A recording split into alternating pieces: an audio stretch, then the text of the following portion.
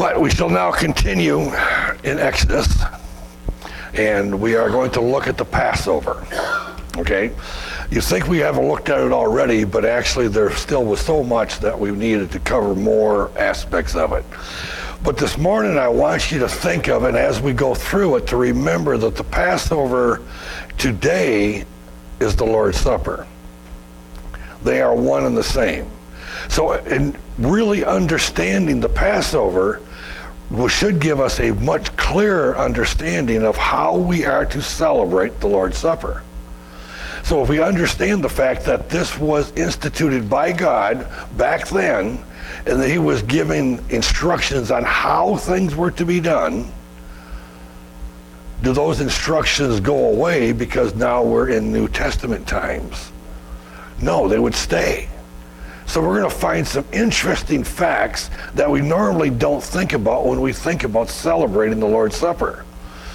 But we're also going to look at a few other aspects. But keep in mind, we are studying the Lord's Supper through the Passover. So you must keep that in mind. So, and I'm going to be jumping around in this chapter. I'm starting off in verse 16, then I go to 22, then I go to 43, and then I'm going to go back and forth. And I do this purposely. It's not like God got those verses out of order. It's because we're going to be concentrating on certain aspects, certain teachings of this chapter, a piece at a time, but they're things that are repeated later on in the chapter, so I'm bringing them together. So it's not that I think God got it out of order. It's because the way that we are learning it, I think, is helpful to take it out of order. So starting off in verse 16, and we looked at the previous verses last time. On the first day you shall have a holy assembly, and another holy assembly on the seventh day. No work at all shall be done on them, except what must be eaten by every person. That alone may be prepared for you. In other words, you are to take off the first day of the week and the seventh day of the week. Now, all along, it always was the seventh day was set aside as a holy day in which the Jews were told you do not work, that you take that day off. That's a special day. I find it interesting with the start of the Passover, the start of the leaving the land of Egypt, leaving the slavery, that he takes the first day and the seventh day. And I think it's really pointing towards the first day of the week is when we celebrate the risen Christ. And we in the New Testament celebrate the risen Christ on the first day of the week instead of the seventh. And I think there's a couple of other things that are going to point towards that changeover of things back then, but was not necessarily understood back then. Verse 22, you shall take a bunch of hyssop and dip it in the blood which is in a basin, and apply some of the blood that is in the basin to the lintel and to the doorpost. None of you shall go outside the door of the house until morning. Now this was, of course, taking the blood from the lamb that was slain, and it would get drained out into a bowl, because when you would kill an animal, you hang them up, you drain them out. That's part of the butchering process. Okay, now that blood would be in the bowl, and you're to take some hyssop, and you're to sprinkle it on the sides. Hyssop is a plant. A plant. A leafy plant. So it would be like taking a branch of a tree with leaves on it and using that as your paintbrush. There, you get that?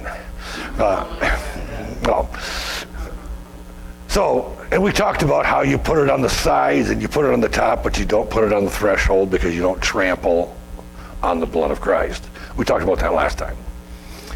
But this time, I want to look at the part where it says, none of you shall go outside the door. God clearly told the Israelites that they were to do this inside their house. They were to put it up. The angel of death would be coming through, but they were not to go outside. Now, do you think that we aren't to go outside because the angel of death might not quite grasp if they belong to this house or that house? No. God knows who we are, every individual. So it wasn't for that reason. So there had to be another reason, another purpose behind do not go out. It's the same reason that we are not to go outside of the protection of our God at any time. He provided protection inside the house by the blood. If we are to go outside of God's protection, to go outside of the blood of the Lamb, we are going outside of his protection. So this is why it was to show us and to teach us that we are not to leave the protection of the blood of Jesus Christ. Same for them, same for us. Verse 43, 44. The Lord said to Moses and Aaron, this is the ordinance of the Passover. No foreigner shall eat of it, but every man's slave purchased with money after you have circumcised him, then he may eat of it. So he was kind of laying down some rules. No foreigner. Same is true for us today. People come into this congregation. If they are not believers, they are not to participate in the Lord's Supper. Clearly teaching that. So the foreigner, somebody from outside that's not part of the family of God, is not to partake of the Lord's Supper. This was applied here, those that were outside of the family of the Israelites, or if they were, you might say what we call a proselyte, somebody that came in and let's say, and changed to believing in the one true God of Israel and were circumcised. This was the sign. Today we would say baptism. I firmly believe the two cross each other, but anyway, some don't. But anyway, I'll leave that alone. So that had to be somebody who was a believer. That was the point that was trying to be made. They may join in. They may participate. But they had to be a believer. Same is true with the Lord's Supper. Verses 45, 46. A sojourner or a hired servant shall not eat of it. It is to be eaten in a single house. You are not to bring forth any of the flesh outside of the house, nor are you to break any of the bones. We got a bunch of things here. Somebody that's just traveling, okay, you don't really know much about them, they're not to participate. And you got to remember, back in those days, travelers would go from city to city, and somebody would invite them to stay at their house. That was common practice because the motels didn't exist to a large extent. They just simply were rare. People in houses would invite them in. So that person is not to participate if somebody's coming through, okay? They shall not eat of it. You're to be eaten in a single house. Now, there's a reason why it says a single house, but there's a whole bunch of single houses because each house was to do things in a certain way, and it was to be a single house. In other words, this was to be done corporately, but it had to be singular in the standpoint of the whole concept of this redemption was individualized. It's single. God did not save a bunch of people. He saved a bunch of individuals. Single house. You're not to bring forth any of the flesh outside. Again, when we think of this from the standpoint of communion and what this all stands for, we're not to take the blood of Christ, the redemption of Christ, outside of the house of God. Outside of the family of God. It is exclusive. And we're going to see more how much more exclusive it is. This is not to be just taken away. It's not to go out on the streets and start passing it out. It's sacred. Nor are you to break any of the bones of it. Now that's the one that most of us know really well. Because Jesus Christ, when he was hung on the cross, not a bone was broken. So definitely the correlation between the cross and the Passover are there over and over again. Verses 48 and 49. But if a stranger sojourns with you and celebrates the Passover to the Lord, let all his males be circumcised, and then let him come near to celebrate it. And he shall be like a native of the land. No uncircumcised person may eat of it. The same law shall apply to the native as to the stranger who sojourns among you. In other words, if a stranger comes in, and we'll use the modern terminology, a stranger comes into this church, and they demonstrate that they have given their themselves to Christ, that they believe in Jesus Christ, they believe in the sacrificial death of Jesus Christ, they believe in the resurrection of Jesus Christ, they may join us, even though they haven't necessarily joined the congregation itself. But they are part of the family. The stranger back in those days was somebody that came and hung out with them for a while, came to believe in the one true God, and demonstrated that belief by being circumcised, because that was the sign. Just like here we do profession of faith as the sign. Okay? We do baptism as a sign. All these things are tied together. That person may participate. Now it's interesting, if you notice the last part of the same law shall apply to the native as to the stranger. In other words, just because you've been part of this particular congregation all along doesn't automatically give you the right to participate. It only have the right if you have given your life to Christ. If that has not been done, the same rule applies to you as it does to the stranger. There's no difference. So it's only those that have given their life to Christ are to participate in the Lord's Supper. Only those who gave their life to the one true God at this time in Egypt were to participate. Now we're going to go to verses 5 and 8. I told you I'm going to jump around. Your lamb shall be an unblemished male, a year old. You may take from it sheep or from the goats. They shall eat the flesh that same night, roasted with fire, and they shall eat it with unleavened bread and bitter herbs. Okay, verse 5. Look at that one. An unblemished male, a year old. In other words, the sacrifice of Jesus was perfection. The lamb was representing Jesus, so it had to be unblemished. It had to be perfect in the stance that a lamb can be perfect. Okay? Be 1 year old in its prime. Jesus was 33, approximately, in his prime. This was demonstrated, and the correlation was going to be there. And then from the sheep and from the goats. Now, it always references a lamb, and now all of a sudden there's added this goat. And I found that interesting. That's strange.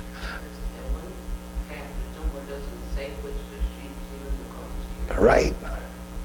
Because the sheep are us, the goats are them. So it's just like we can take from the sheep or the goats. But we got to go back before this in history to remember something that happened with the father of the church, a man named Abraham. Remember Abraham? And he went to sacrifice his son Isaac, and God provided for him a ram caught in a thicket. A ram would have been a goat. Now, that means, here again, I think it's demonstrating and hinting at that there is going to be the Jews, the chosen ones of God, and the Gentiles, the goats. See, Abraham actually started it with that ram. So it fits. So from the sheep or from the goats, from the Jews or from the Gentiles. We're the Gentiles. They shall eat the flesh of it, verse 8, that same night, roasted with fire. Roasted, not boiled. It was clearly stated that this lamb was not to be boiled, it was to be baked, more or less. Or open fire or whatever, okay? But it had to be done with fire. Now, why with fire? Well, obviously, there's a purpose to that and a meaning behind it. But when we think of fire, we think of destruction. We also think of cleansing. But primarily we think of destruction, and it reminds us of the fires of hell. Not that hell literally has fires, I don't know. We don't get clear enough understanding of hell itself. But it's definitely showing towards fire, and it's showing, and I think we're going to prove it here in a second, that is talking about the fires of hell. Because this lamb was to go through the torments of hell. Jesus Christ descended into hell. The third day he rose again, like our Apostles' Creed says. So he experienced hell. He had to have, because the punishment that God had imposed upon mankind was that if you sin, you die. Your punishment is eternal damnation in hell. Jesus Christ paid that penalty for us, so he had to have received that punishment in order for God to be true to his word. We can't begin to grasp how this is possible. Okay? That is beyond our ability to grasp, but the reality is there.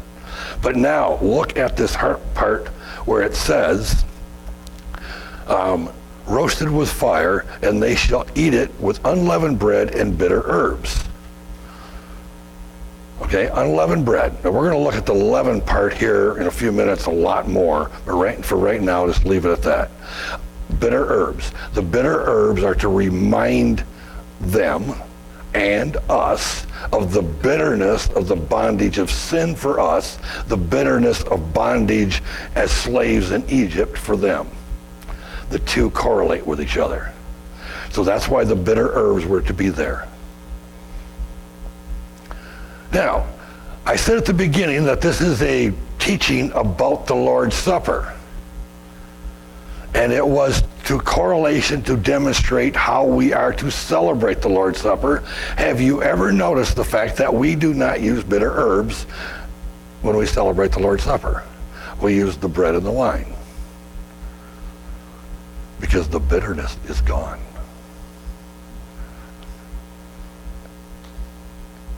Ain't that neat? It's gone. Okay, it's gone. Verse 10 and 11, and you shall not leave any of it over until morning, but whatever is left until morning you shall burn with fire. Now you shall eat it in this manner, with your loins girded and your sandals on your feet, and your staff in your hand, and you shall eat it in haste. It is the Lord's Passover. Leave nothing until morning. But then that part about you shall burn the leftovers with fire. Now, if the sacrifice of the Lamb is a demonstration of Jesus Christ's sacrifice on the cross, and we understand the fact that his sacrifice on the cross was sufficient for the entire world, for all people of all time, but it's efficient only for those who believe. In other words, that sacrifice was enough to cover everybody's sin in all of time. But it's only applied to those that believe. Keep that in mind when we look at this again. You shall burn it with fire, the leftovers. In other words, those that refuse to believe are to be burned with fire. Hell. This whole Passover story is talking about two main major points. It's talking about the blessings of being a child of God and the consequences of not. The two are put together. And it is demonstrating to us that the leftovers, the unused portion of God's grace and mercy and sacrifice, is not going to be used and applied arbitrarily. Is that a one-time thing? It's a one-time thing. It is the penalty the payment will not be made on behalf of those who do not believe, even though the availability of the funds, let's say, are there. That's a point that a lot of people fail to realize. The fact that that Jesus' sacrifice is sufficient for everybody, is efficient only for believers. So it's not like, well, my sins are so great, I don't know if there's enough left there in God's grace to cover it. No, there's plenty. Okay? He's not running short on these funds. There's plenty. Now you shall eat it in this manner, with your loins girded, your sandals on your feet, and your staff in your hand. You shall eat it in haste. Now look at that last part too. It is the Lord's Passover. He is the owner of this. We talk about the Lord's Supper. He is the owner of it. It's not the believer's supper in the Lord. It's the Lord's Supper. The Passover was not the people's Passover. It was the Lord's Passover. He was the one that initiated it. He's the one that controls it. He's the one who demonstrates his love for us on how it is done and how it is used. But then also this whole concept of you have to have, basically, be ready to go. Now that should be easy to translate to the New Testament. What our lives are supposed to be, ready to go. It's that simple. We can go into a long, drawn-out explanation of it all, but it is literally that simple. They were to demonstrate we're ready to leave slavery. We're to demonstrate we're ready to leave slavery. We're ready to go. Matthew 24:44. For this reason you must also be ready, for the Son of Man is coming in an hour you do not think he will. That's what it's talking about. Verse 13. The blood shall be a sign for you on your houses where you live. And when I see the blood, I will pass over you, and no plague will befall you to destroy you when I strike the land of Egypt. We are under that protection of the blood of the Lamb.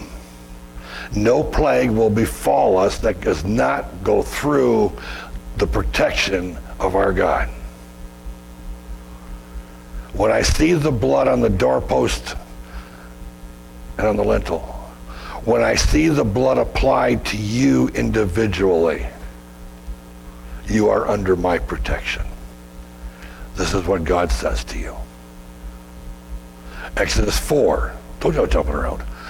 22:23. Then you shall say to Pharaoh, thus says the Lord, Israel is my son, my firstborn.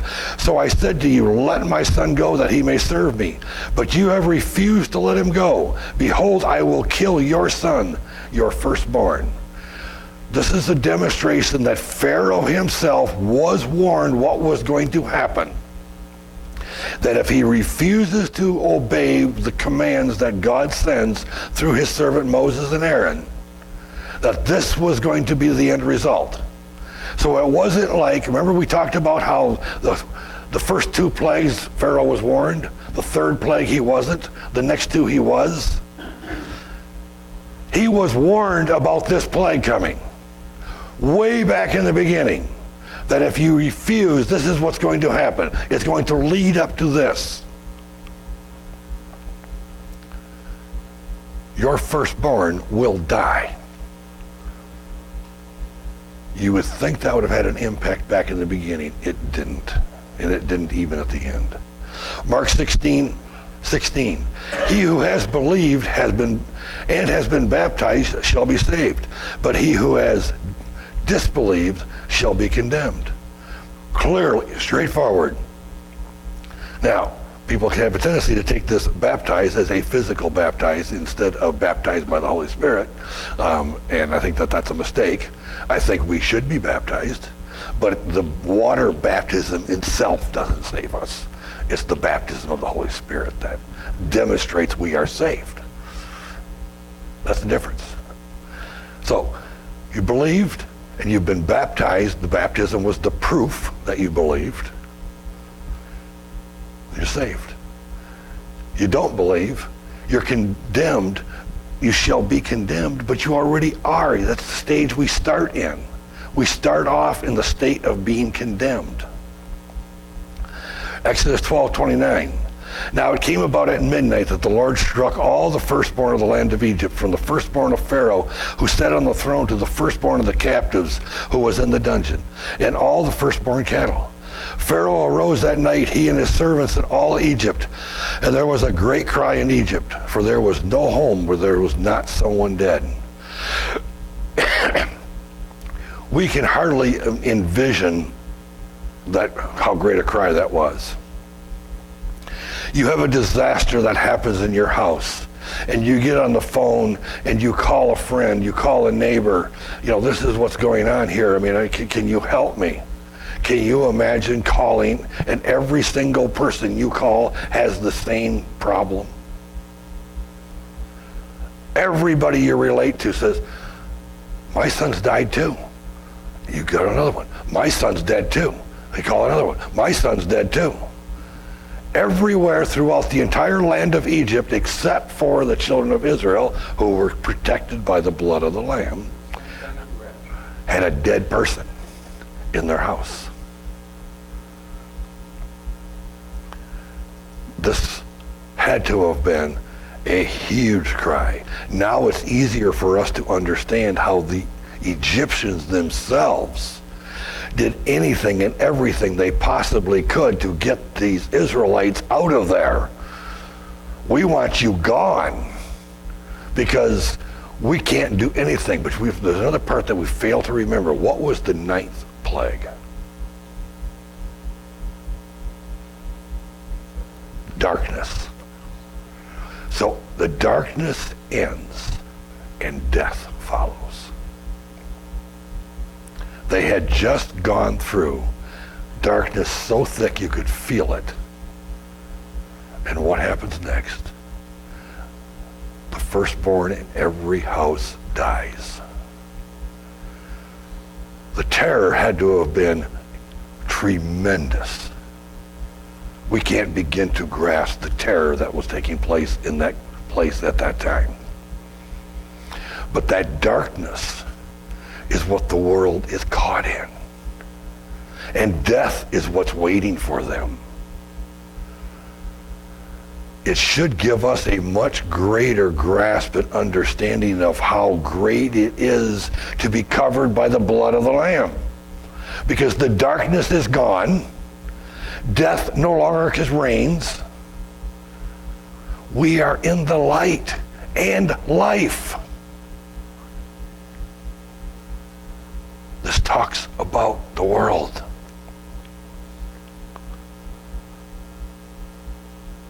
Matthew 24:30.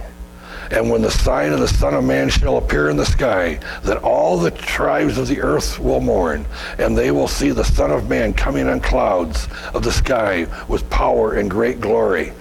Christ's return, the world will see, and they will mourn. They will mourn simply because of the fact that there's no hope.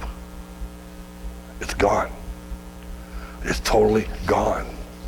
In the same way that the Egyptians mourned and cried out because there was no hope.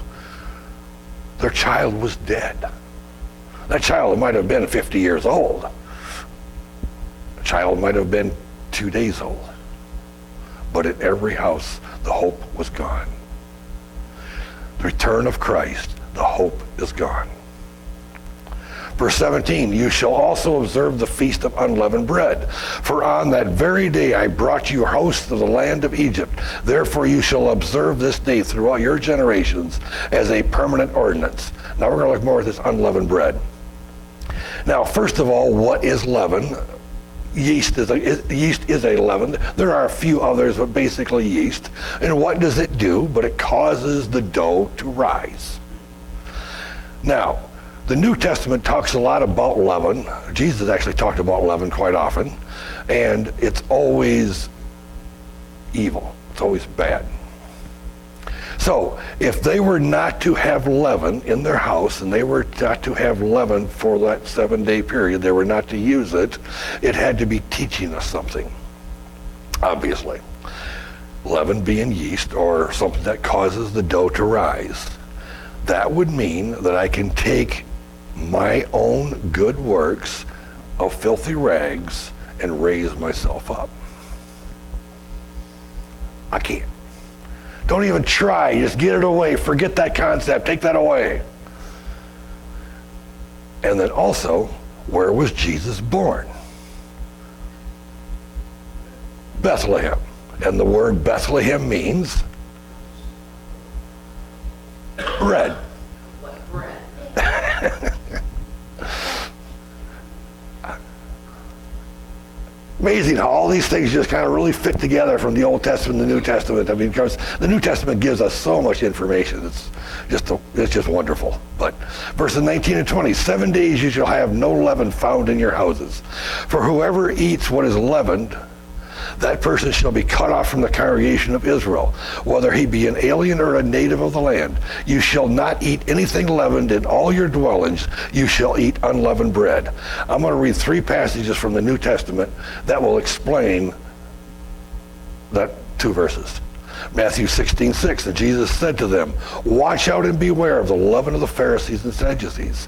In Mark 8:5, and he was giving orders to them, saying, watch out, beware of the leaven of the Pharisees and the leaven of Herod. Matthew 16:1 explains it. How is it that you do not understand? I did not speak to you concerning bread. This is what Jesus says. But beware of the leaven of the Pharisees and the Sadducees. The Pharisees had all based upon the law to do good stuff. The Sadducees did not even believe in the resurrection. Herod, who was the king at the time, and this was not the Herod that was king at the time of Jesus' birth, but Herod, who was the king at the time of Jesus' death, was an evil man. This was their leaven. This is what leaven stood for. Leaven stood for evil. So when Jesus says, I don't know why you didn't understand this, I'm talking about leaven. I'm not talking about bread. I'm talking about evil. 1 Corinthians 5:7 and 8. Clean out the old leaven so that you may be a new lump, just as you are in fact unleavened. For Christ our Passover also has been sacrificed. Therefore let us celebrate the feast, not with old leaven, nor with the leaven of malice and wickedness, but with the unleavened bread of sincerity and truth. See how it really puts it together. We're going to the New Testament, and Paul's writing here takes that whole concept, the Passover, the leaven, the unleavened, and puts it all together clearly to show us that the leaven is representing evil, wickedness. Unleavened is sincerity and truth. And when these things together, we have Psalm 85:10. Loving kindness and truth have met together. Righteousness and peace have kissed each other.